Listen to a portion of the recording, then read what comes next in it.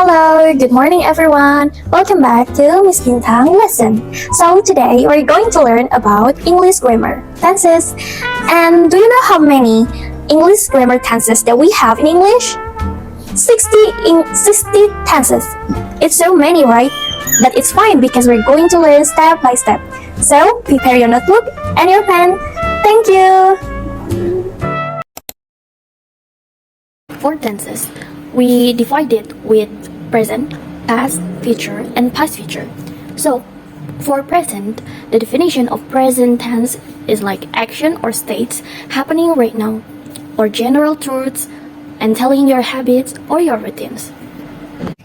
For past tenses, the definition of this tense, action or events that started and finished completely in the past. So, the focus is about completed action or what happened before the current moment.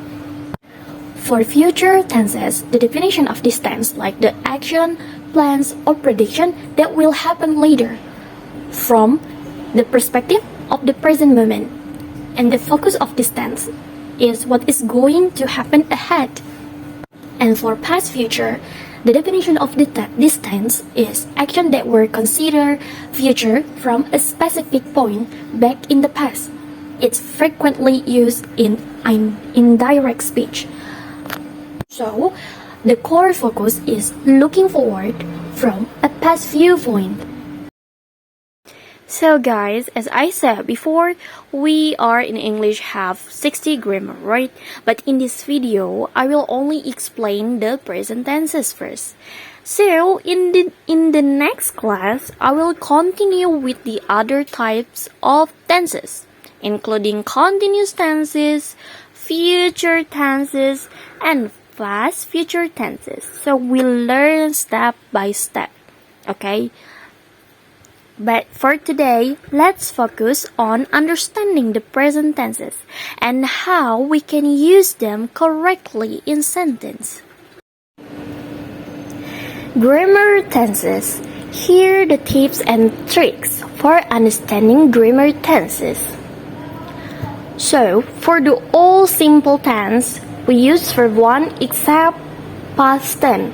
So remember, if you want to make a simple tense, whether it's like a simple present tense or a simple future tense or whatever, you use verb 1, okay? But for the past tense, use verb 2. This is the main tense patterns, okay? For simple, like I said, in the present, we use S plus verb 1. In the future, we use as plus will plus verb 1 because the formula of future tense is at the will, okay? And then for past future, as plus would, might, could plus verb 1.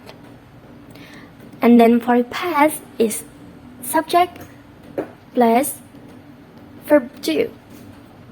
So, like I said before, in the simple tense, all like present, future, past, future use verb 1. But for past tense, use verb 2.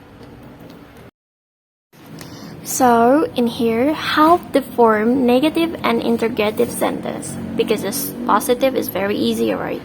But how the negative in interrogative?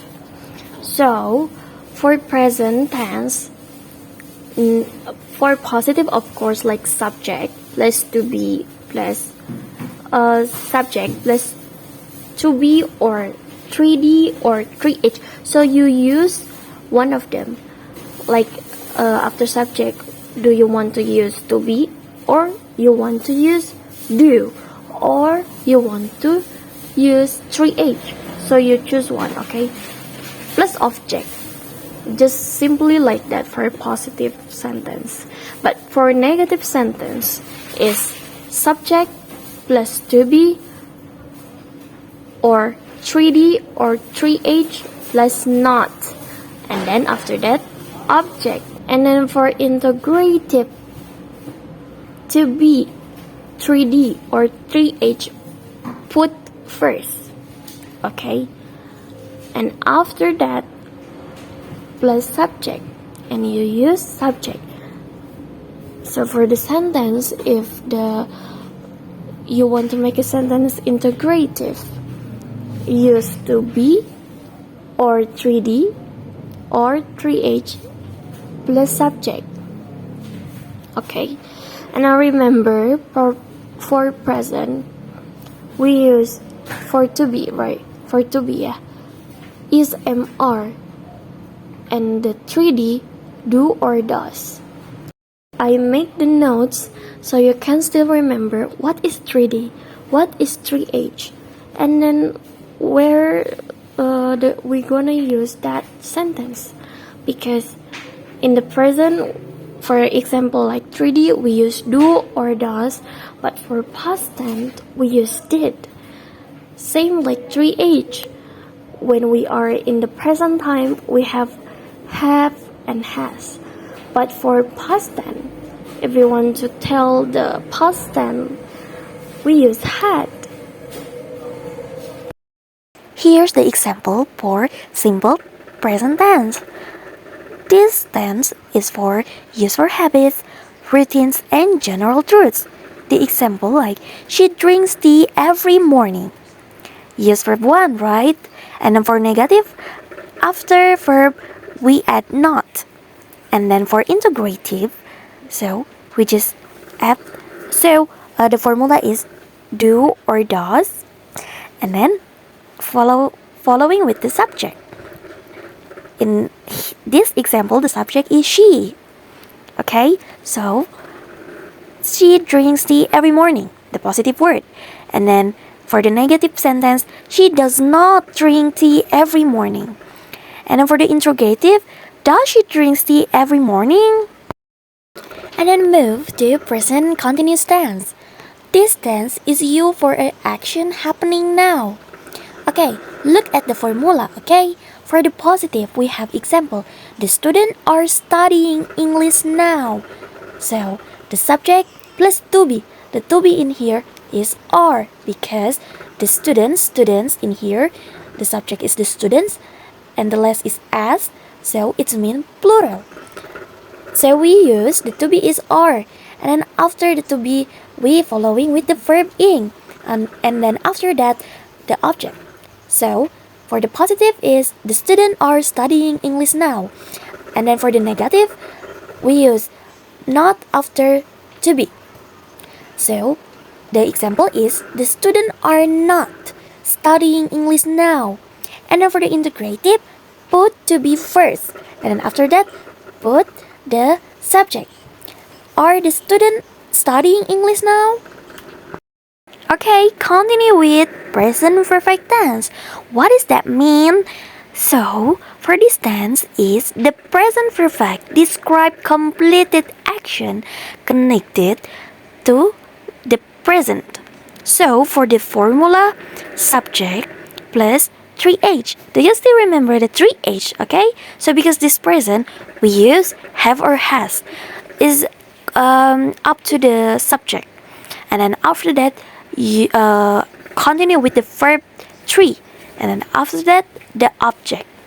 So what the example means, like the manager has approved the proposal. The manager is subject, okay, and then the subject is one person, so we use has, and then a verb is a verb 3, and then the proposal is the object. And then how the negative sentence, okay, after have or has, add not. So the manager has not approved the proposal. And then how to the integrative, like the example before, the integrative we put to be or 3H or 3D first, and after that following with the subject. Okay, has the manager approved the proposal? So the last for present tense is present perfect continuous tense. This tense used for action that started in the past and are still continuing. Formula. So look at the formula. The example is the gardener has been watering the plants for an hour. the subject is the gardener, and then has been is the type of perfect continuous, and then follow with the verb ing, right? And then plus object. Why? Because the show that is this sentence is present perfect continuous when it show the perfect is that 3h plus been, and then following with the verb ing, because verb ing is really related for the continuous tense, okay? So remember the formula. And then for the negative is the gardener has not been watering the plants for an hour. So after subject and the 3h or the to be, you use is has, because the subject is the gardener, which is related to he, and then after that you put the not, okay? And continue with been and verb ing and object. And for the integrative, put to be first, and after to be is subject. After subject is been, after been is verb ing, and after verb ing is object. So the sentence is, has the gardener been watering the plants for an hour? So that's all for our lesson for today. We're talking about present tense. To make sure you're understanding and see how well you have learned the material, Miss Bintang has prepared an exercise for you. You can find the exercise through the link provided in this description. Please make sure to complete the exercise, okay? After you finish, don't forget to take a screenshot of your result and send it to our WhatsApp group class. Do your best, everyone. Good luck and see you in the next lesson.